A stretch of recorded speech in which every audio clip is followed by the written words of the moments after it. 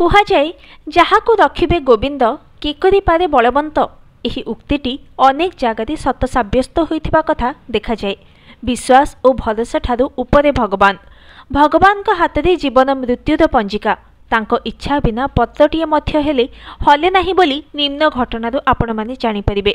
Pipe भितरे 60 राति उपरे कलवर्ट भितरे पाइप आउ एहारी भितरे एमिति 60 राति काटिछन्ती जने 60 वर्षीय वृद्ध।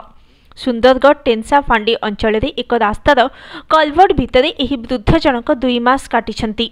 लोहणीपड़ा थाना टकरा रेंगालबेढ़ा गाँवर जोहन कांडोलाना गत 2 मास धरी निखोज थिले। परिवार और पुलिस खोजाखोजी करबा परे एही पाइप भितरे से लुचि रहिथिबा खबर मिलिथिला।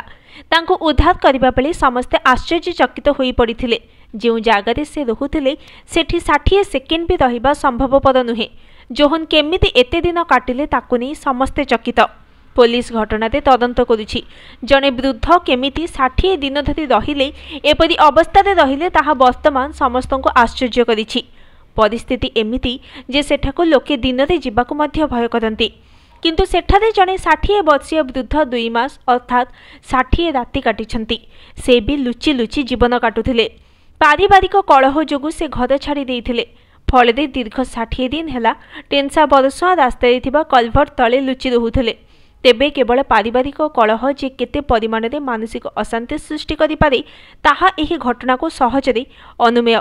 नहले जने वृद्धंक पक्षे 60 राति लुचि लुचि काटिबा केते जे कष्टकर होई पारे ताहा केवल भुक्तभोगी ही जाने। अन्यपटे घटना संपर्क में खबर पाई टेंसा फांडी अधिकारी तांको कलवर्ट भितर उद्धार करिसंती। दीर्घ 60 दिन कलवर्ट भितर लुचि रहिथिले सुधा जोहन को स्वास्थ्य अवस्था भल रहिछि। उद्धार समय वीडियो एबे सोशल मीडिया रे घुरी बुलुछि। Bureau report news today.